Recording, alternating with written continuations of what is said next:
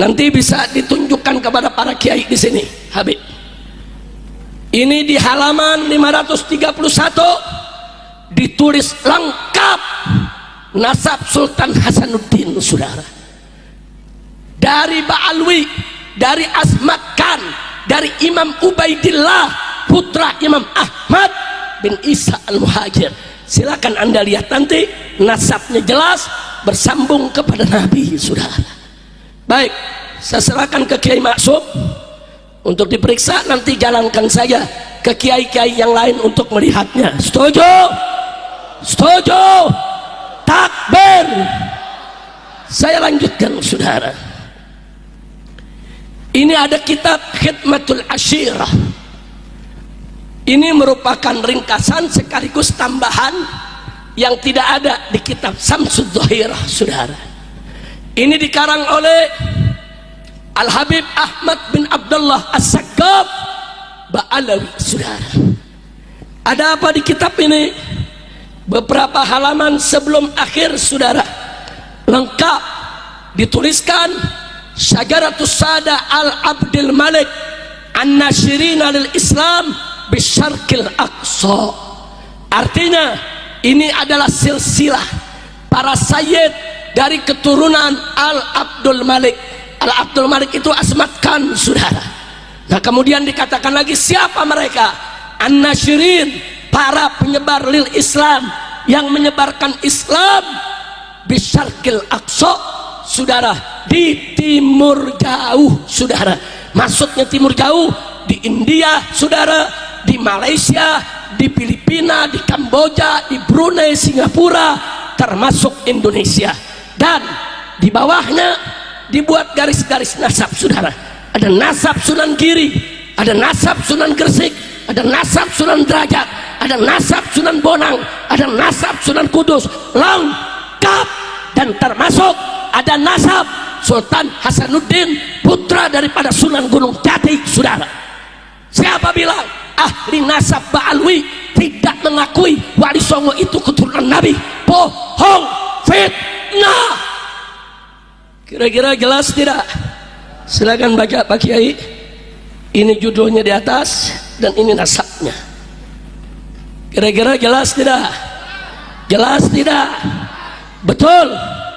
Baik, saya tunjukkan lagi, saudara, satu buku. Kitab ini judulnya Tajul A'ros, dikarang oleh Al-Habib Ali bin Husain Al-Attas, saudara, Ba'alawi. Dalam kitab ini, saudara,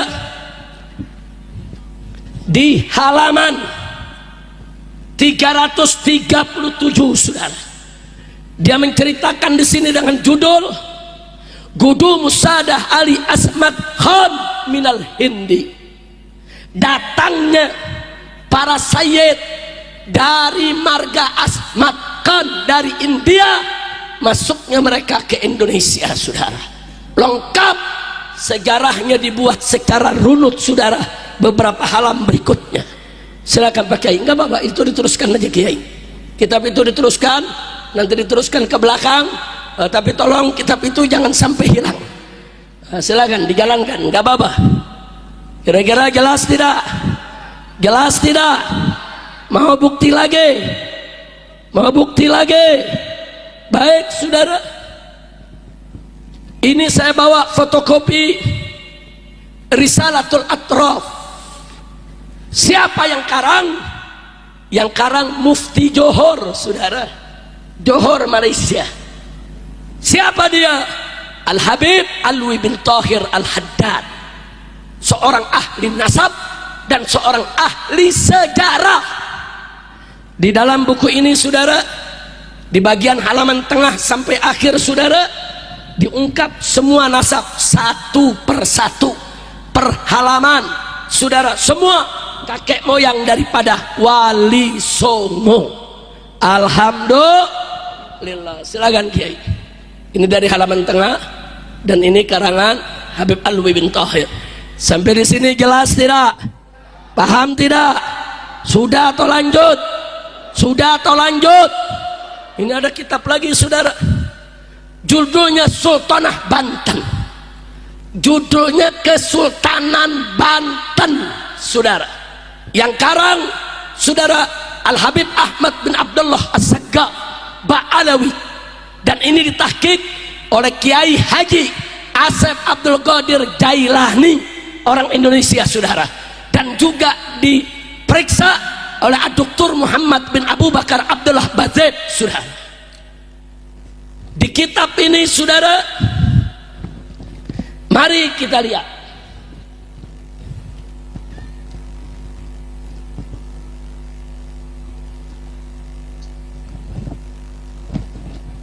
Dalam kitab ini dituliskan nasab Sultan Hasanuddin, saudara.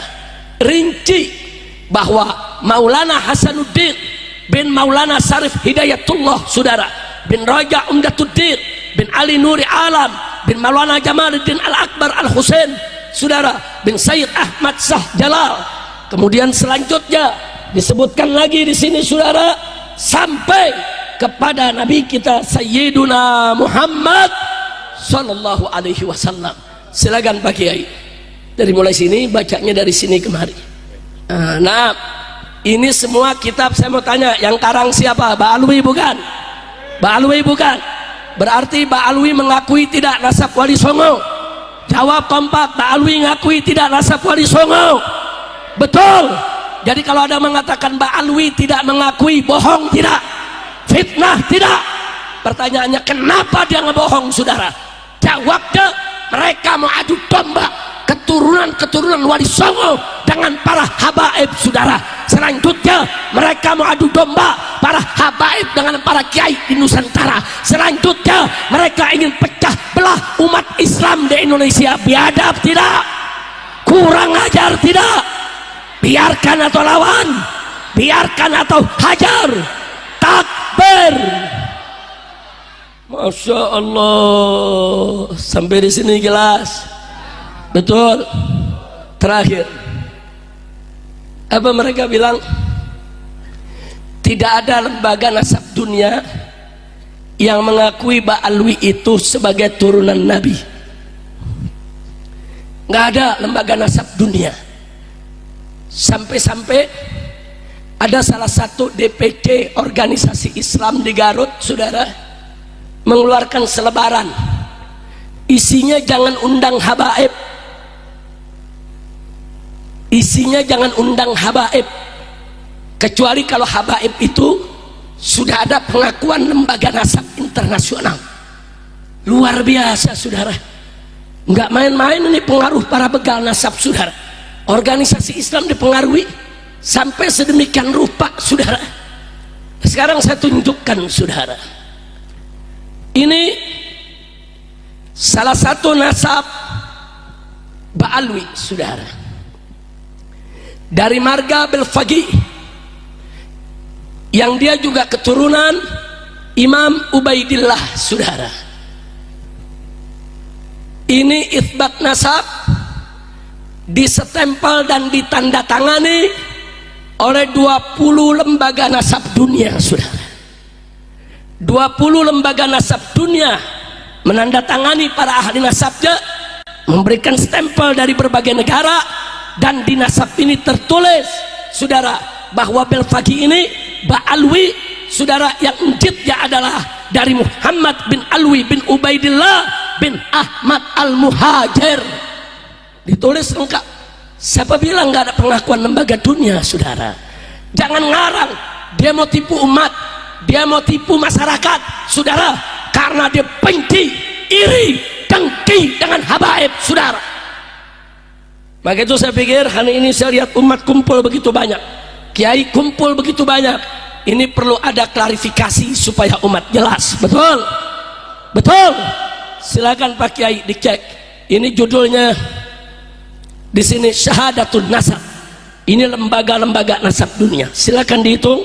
1, 2, 3, 4, 5, 6, 7, 8, 9, 10, 11, 12, 13, 14, 15, 16, 17, 18, 19 tadi, yang ini yang tidak ada stempel tapi ada tanda tangannya 20. Silakan.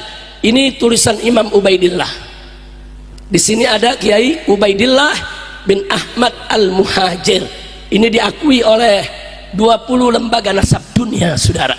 Silakan Pak Kiai lihat, boleh foto, boleh dibagi-bagi. Kiai-kiai semua mau foto juga boleh ya, ikhwan. Kalau tidak sempat foto, nanti saya kirimi fotonya, saudara. Kira-kira semua yang ada di sini jelas tidak? Paham tidak? Kira-kira bingung lagi tidak soal nasab? Bingung lagi tidak soal nasab? Jangan bingung. Ada yang protes saya, Habib, kenapa sih soal nasab diributin? Lah kan bukan gue yang ributin, kan sebelah sono yang ributin. Betul? Betul? Selama ini saudara nggak ada pertikaian habaib dengan Kiai Haji Miftahul Akhyar, saudara, Rais Am daripada PBNU, saudara, menasehati kelompok begah nasab. Kalian jangan kurang ajar dengan habaib. Habaib itu ba'alwi, turunan Nabi. Saudara, nggak mau dinasehati, bahkan diancam, dia caci maki itu Kiai Haji Miftahul Akhyar, saudara. Ini kiai besar, saudara, Rais Am PBNU, kiai dihormati, dicaci maki sama mereka, bahkan diancam PBNU akan kami kepung, saudara. Kurang ajar. Nah, sebuah kitab, walaupun kitab nasab, kalau kitab nasab ini adalah termasuk kitab nasab hadisah, ini tidak bisa mengisbat orang-orang yang qadimah. La yumkinunal hadisu anin nasabil qadimi binaan ala ma warada fil kutubil hadisah. Kata ahli nasab itu dalam kitab Usulu Ilmil Ansab, bahwa la yumkinunal hadis, kita tidak mungkin berbicara anin nasabil qadim, tentang nasab yang sudah jauh di abad keempat, binaan, berdasarkan alama warada fil kutubil hadisah, dengan berdasarkan kitab-kitab yang ada di tahun-tahun yang baru seperti 900 Hijriah, abad 9 Hijriah. Tidak bisa. Kata Hanifah Latas, kitabnya ada 140 kitab. Kitab apa itu? Kitab sejarah atau kitab tasawuf. Kitab nasabnya cuma Tuhfatul Talib, kemudian Tuhfatul Azhar, dan kitab Samsul Zahirah. Itu pun ditulis oleh mereka sendiri, Samsul Zahirah. Sedangkan kitab itu mulai adanya sejak abad ke-10 sampai sekarang. Abad 9 sampai abad di mana Ahmad bin Isa itu ada, tidak ada yang menyebutkan Ahmad bin Isa punya anak namanya Ubay. Maka ini secara ilmu nasab batilun maudu'un mardudun munqati'un. Secara ilmu DNA orang seluruh Indonesia, seluruh dunia ini Pak, sejak 2010 sudah diambil sampelnya oleh sebuah badan dari dunia yang ingin mengetahui ikatan hubungan antara satu suku dengan suku lainnya. Orang Arab sudah ditentukan haplogrupnya J1, orang Indonesia asli O. Nah, sedangkan Balawi ini ngaku keturunan Nabi, ketika dites DNA ternyata DNA-nya bukan J1 tapi G. G ini orang mana? Orang Turki, orang Georgia, Kaukasus dan sekitarnya. Itulah orang-orang dengan haplogrup G. Kok adanya di Yaman? Mereka hijrah abad ke-6 Hijriah. Jadi tahun 500-an baru hijrah. Kok ngakunya dia punya buku mengatakan hijrah kakeknya itu abad ke-4 Hijriah. Ini sama sekali bohong. Dia mengatakan bahwa Ahmad bin Isa hijrah dari Basrah ke Hadramaut. Tidak ada. Ahmad bin Isa itu orang Madinah dan dia tetap ada di Madinah. Dia tidak pernah hijrah ke Basrah. Yang hijrah ke Basrah itu Ahmad bin Isa bin Zaid. Makamnya ada di Basrah sekarang, di Najaf. Ahmad bin Isa bin Zaid. Kalau Ahmad bin Isa bin Muhammad An-Naqib bin Ali Al-Uraidi bin Ja'far As-Sadiq, dia orang Madinah dan ada di Madinah. Di mana makamnya? Kalau misalnya Kiai Imad tidak mengatakan makamnya ada di Basra atau makamnya ada di Hadramaut, di mana makamnya? Enggak penting mengetahui makam. Karena miliaran manusia dari zaman Nabi Adam, hanya beberapa yang sampai sekarang ini masih ada makamnya. Kakek kita aja coba urut kakek kita 5, apakah seluruh kakek kita 5 itu makamnya masih terdeteksi ataukah tidak? Mungkin hanya sedikit orang yang bisa mendeteksi 5 leluhurnya makamnya masih utuh. Kecuali mungkin dia orang besar, kecuali mungkin dia ulama besar, makamnya dijarahin orang. Tapi apa iya 5-5-nya itu akan jadi orang besar semua? Biasanya ada aja yang nakal.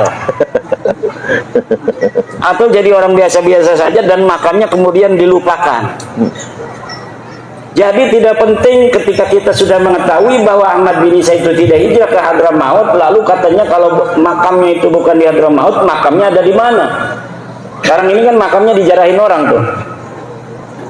Dijarahin katanya makam Ahmad bin Isa. Bagaimana orang yang tidak hijrah ke Hadramaut makamnya jadi Hadramaut lalu dijarah-jarahin? Nah, ini sebagai bukti arkeologis. Ini buktinya bahwa Ahmad bin Isa itu ada. Apa buktinya? Makamnya ada. Lah kita bisa bikin makam sekarang Pak.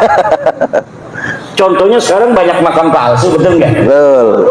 Orangnya masa lalunya tidak ada, makamnya sekarang dibikin. Makamnya dibikin bagus lagi, dikasih kubah. Di Pemalang kemarin ketahuan tuh bin Yahya dibongkar sama masyarakat Pemalang gara-gara bab nasab ini. Dulunya mereka ikut berziarah sampai nangis-nangis ziarahnya. Allah ya Allah. Sekarang dia yang bongkar sendiri. Tapi kita ingin mengatakan bahwa kalau kita umat Islam ini cinta pada Rasul dan wajib menjaga keturunan Rasulullah. Nasab-nasabnya yang orang mengaku turun Rasulullah itu harus asli. Kenapa? Ada kaitan antara pengakuan orang yang mengaku keturunan Nabi dengan masalah-masalah teologi. Kan kita ahli sunnah wal jamaah. Dalam ahli sunnah wal jamaah kita wajib mencintai ahlu bait. Ahlu bait itu tadi, la as'alukum alaihi ajra illal mawaddata fil qurbah. Siapa itu? Kata Ibnu Abbas, Rasulullah pernah mengatakan yang dimaksud al-qurbah itu pertama adalah Aliun wa Fatimatu wa waladahuma. Ali, Fatimah dan 2 anaknya.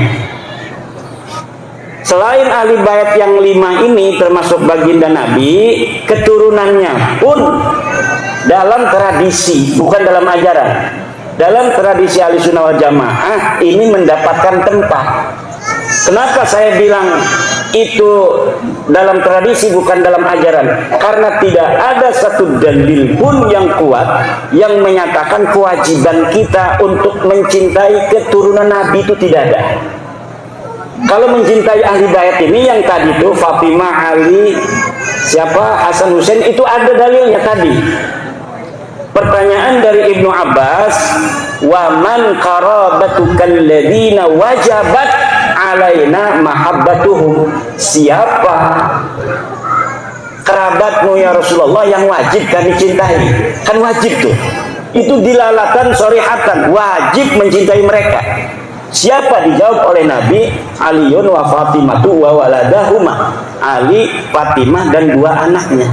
Kalau keturunannya tidak ada dalil yang sharih yang menyatakan bahwa kita wajib sebagai umat Islam untuk mencintai turunan Nabi, tidak ada.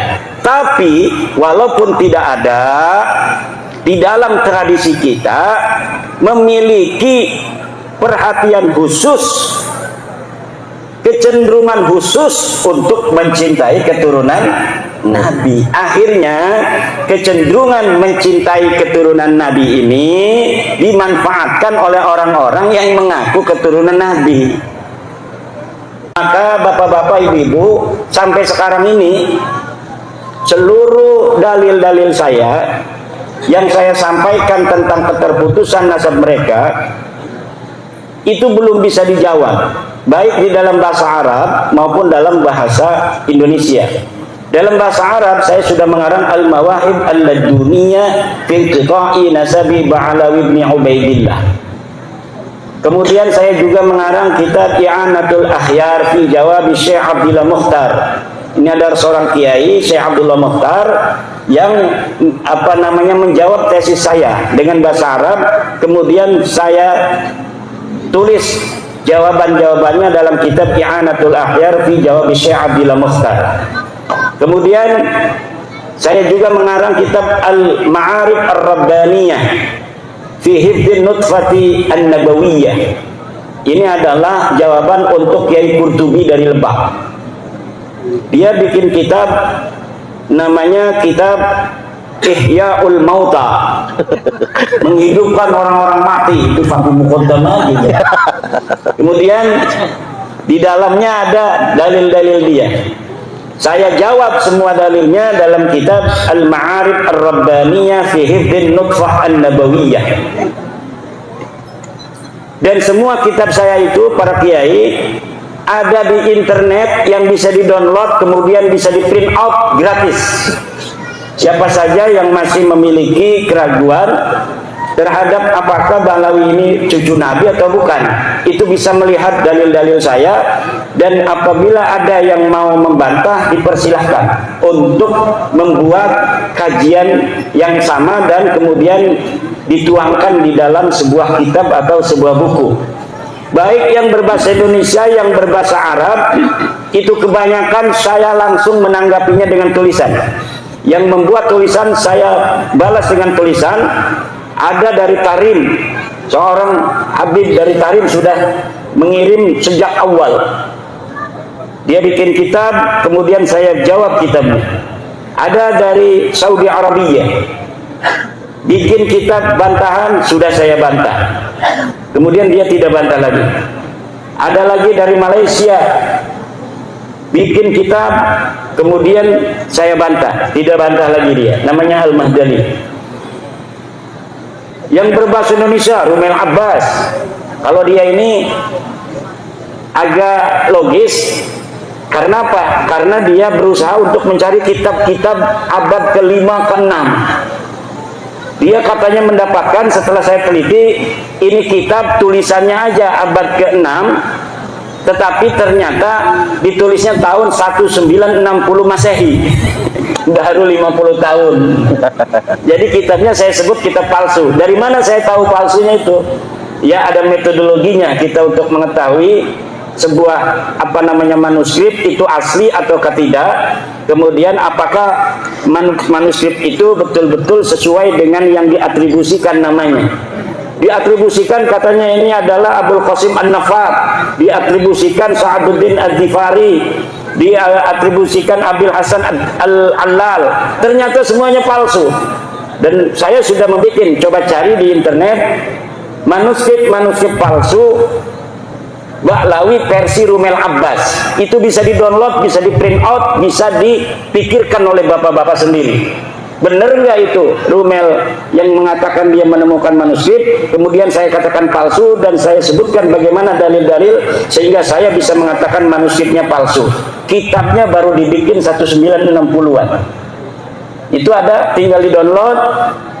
Di-download itu Pak diambil, kemudian bisa di di print out oleh anaknya. Minta anak tuh, katanya saya pengen lihat itu. Bener nggak Rumel Abbas itu manuskripnya palsu?